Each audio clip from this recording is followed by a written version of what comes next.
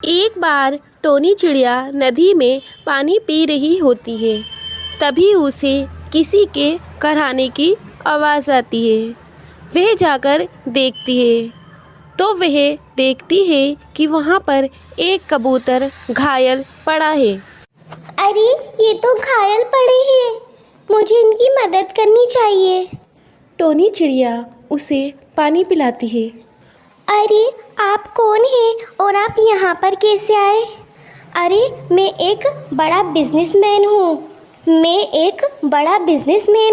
मैंने यहाँ पर एक ज़मीन खरीदी थी, बस उसे ही देखने आया था कि गिद्धों ने मुझ पर हमला कर दिया और मुझे घायल कर दिया। अरे ये तो बहुत बुरा किया गिद्धों ने। आप अब ठीक है ना? हाँ मैं अब ठीक हूँ। तुमने मेरी मदद की उसके लिए तुम्हारा बहुत बहुत धन्यवाद। तुम मेरे साथ मेरे घर पर चलो, मैं तुम्हें पैसे दूंगा। जितने तुम बोलोगी उतने दूंगा, क्योंकि तुमने मेरी जान बचाई है। अरे नहीं, मुझे पैसे नहीं चाहिए। आप ठीक है ना? मेरे लिए वही बहुत है। बस आप अपना ध्यान रखिएगा। अरे नहीं, तुमने मेरी मदद की है तो मैं तो तुम्हारी मदद ज़रूर करूँगा। नहीं, मुझे पैसे नहीं चाहिए। आप ठीक रहें, मेरे लिए इतना ही बहुत है। बस आप अपना ध्यान रखिएगा। चलो ठीक है, अगर तुम्हें पैसे नहीं चाहिए तो तुम पैसे मत लो, पर मैं घायल हूँ, कम से कम मुझे मेरे घर तक तो छोड़ आओ। हाँ ठीक है, मैं आपको आपके घर छोड़ आती हूँ। टोनी चिड़िया उस बिजनेसमैन को उसके घर छोड़कर आती है। अरे मुझे पता है तुम मुझसे पैसे नहीं लोगी, क्योंकि तुम्हें खुददार चिड़िया हो, लेकिन मैंने तुम्हारे घर के पास कुछ बैंगन की ज़मीन खरीदी थी। लो अब ये तुम्हारी है और उसके बैंगन भी तुम्हारे हैं।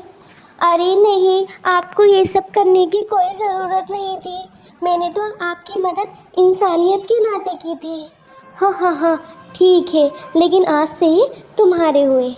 टोनी चिड़िया उन खेतों में जाती है। अरे यहाँ पर तो बहुत सारे बैंगन हैं। चलो मैं इन्हें तोड़कर बेच देती हूँ। वह ठेले पर बैंगन रखकर बैंगन को बेचती है और उनसे मुनाफा कमाती है। अरे इससे तो अच्छा खासा मुनाफा हो रहा है। क्यों ना मैं इस ज़मीन पर अपनी खेती करूं और बैंगन उगाऊं और बैंगन बेचूं, फिर मेरी कुछ मदद भी हो सकती है। ये सोचकर टोनी चिड़िया उस ज़मीन पर बैंगन की खेती करने लगती है। टोनी चिड़िया उस खेत में बीज बोती है, उस खेत को पानी देती है। धीरे धीरे वह पौधे उगने लगते हैं और धीरे धीरे टोनी चिड़िया भी बड़ी होने लगती है। फिर एक दिन उसके खेत में बैंगन ही बैंगन होते हैं। अरे वाह, ये बैंगन कितनी अच्छी और कितने फ्रेश है। मैं इन बैंगन को सबसे पहले गरीबों में बांट देती हूँ। वह उन बैंगन को सबसे पहले गरीबों में बांटती है। कुछ समय बाद उसके पास एक सेठ आता है। ओह टोनी चिड़िया, मैं शहर का बहुत बड़ा सेठ हूँ। मैंने सुना है कि तुम्हारे यहाँ के बैंगन बहुत ही ताज़ा और बहुत टेस्टी होते हैं। हाँ होते हैं, तो आपको क्या काम है? मुझे तुम्हारे बैंगन चाहिए। बदले में तुम जितनी कीमत मांगोगी मैं तुम्हें उतनी कीमत दूंगा। ठीक है, लेकिन आप इन बैंगनों का क्या करेंगे? हाँ, मैं इन बैंगनों से बिजनेस करूँगा। मैं इन बैंगनों को शहर में बेचूँगा। ठीक है। टोनी चिड़िया को इस तरह से अपनी मेहनत का फल मिल जाता है। उसने जितनी मेहनत भी उन बैंगनों को उगाने में की होती है, उसे उसका फल बहुत ही मीठा मिलता है और मुँह मांगी कीमत मिल जाती है। मम्मा पापा कब आएंगे? हम कब से वेट कर रहे हैं। बेटा थोड़ा वेट करो, आपके पापा गुब्बारे बेचकर अभी आने ही वाले होंगे। मम्मा पापा गुब्बारे कब से बेच रहे हैं? क्या शुरू से पापा गुब्बारे ही बेचते थे? अरे नहीं बेटा, पहले हमारा बहुत बड़ा अमरूद का बाग हुआ करता था। लेकिन वो गिद्धों ने हमसे छीन लिया। तो फिर तुम्हारे पापा ने गुब्बारे बेचना शुरू कर दिया।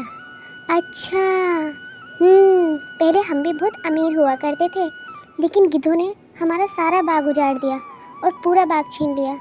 फिर हम वहाँ से आ गए और तुम्हारे पापा गुब्बारे बेचने लगे। पापा कब आएंगे पता नहीं।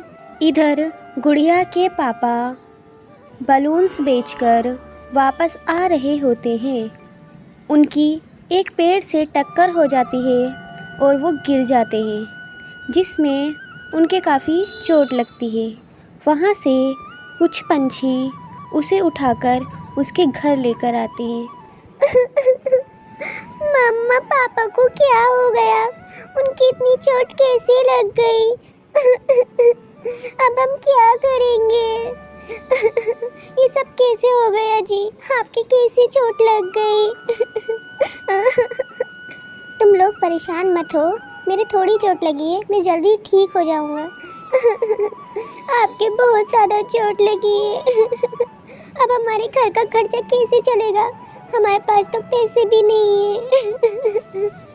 ऐसे ही रात बीत जाती है। अगले दिन मम्मा मैं जाती हूँ और मैं गुब्बारे बेच कर आती हूँ, ताकि हमारे घर का खर्चा चल सके और पापा का इलाज भी हो सके। नहीं बेटा, तुम बहुत छोटी हो, तुम कहीं नहीं जाओगी। मम्मा पर मुझे कभी ना कभी तो जाना है ना, कभी ना कभी तो मुझे जाना ही पड़ेगा। नहीं बेटा, तुम अभी बहुत छोटी हो, तुम नहीं जाओगी, तुम घर पर रहो। पापा मुझे भी तो देखना है ना बाहर की दुनिया को। बाहर की दुनिया अच्छी नहीं है बेटा, वहाँ बहुत ख़राब लोग हैं। तो कभी ना कभी तो मुझे बाहर की दुनिया देखनी पड़ेगी ना, बाहर के लोगों से मिलना पड़ेगा। मैं जाती हूँ बलून्स बेचने, और हमारे घर में तो कुछ खाने को भी नहीं है। ये कहकर वह गुब्बारे बेचने के लिए घर से निकल जाती है और एक पेड़ के नीचे जाकर खड़ी हो जाती है। अरे तू यहाँ पर क्यों खड़ी है? ये तेरी जगह नहीं है, ये मेरी जगह है। यहाँ मैं तो गुब्बारे बेचता हूँ। पर यहाँ पर तो किसी का नाम नहीं लिखा है, तो ये आपकी जगह कैसे हुई? और जंगल की जगह तो सभी की होती है ना, तो फिर आपकी कैसी हुई? अरे ज़बान लड़ाती है, या जाके अपने बाप से पता करना। ठीक है, चल जा यहाँ से। बेचारी गुड़िया अपने गुब्बारे लेकर के जगह जगह बेचने लगती है। पूरा दिन गुब्बारे बेचने के बाद वह घर आती है। मम्मी लीजिए पैसे, मैंने कहा था ना कि मैं बेच लूँगी। बहुत अच्छी बात है बेटा, चलो अब मैं घर के लिए कोई सामान ले आती हूँ। ऐसे ही गुड़िया गुब्बारे बेचना शुरू कर देती है। एक दिन वह गुब्बारे बेचने जा रही होती है। ए गुड़िया सुन, मेरी मम्मी ने बताया तुम लोग तो बहुत ही गरीब हो। हाँ हम लोग बहुत गरीब हैं, और मेरे पापा की चोट भी लगी है। हा हा हा हा, पहले तो तुम लोग बहुत अमीर हुआ करते थे, अब तुम लोग गरीब हो गए। हाँ पर तुम मुझसे क्यों पूछ रहे हो ये सब भैया? हाँ क्योंकि अब मैं तेरे सारे गुब्बारे फोड़ने वाला हूँ। हा हा हा हा। ये कहकर जग्गू गुड़िया के सारे गुब्बारे फोड़ देता है। तुमने ये सही नहीं किया जग्गू भैया, तुमने मेरे सारे गुब्बारे फोड़ दिए। अब मैं शाम को घर क्या लेकर जाऊंगी? अब मुझे बहुत मज़ा आया, तू ये फूटे हुए गुब्बारे लेकर जाना। ये कहकर जग्गू वहाँ से चला जाता है और चिड़िया एक पेड़ पर बैठकर रोने लगती है। जग्गू भैया को क्या पता कि हमारे घर का खर्चा ही इन गुब्बारों को बेचकर चलता है। आज हमारे घर में चूल्हा नहीं जलेगा, मैं अपनी मम्मी के पास क्या मुंह लेकर जाऊंगी कि मैंने उनके सारे गुब्बारे फोड़ दिए, मैं कुछ भी नहीं कमा पाई। उन्हें मेरे पर कितना भरोसा है, मैं क्या करूं?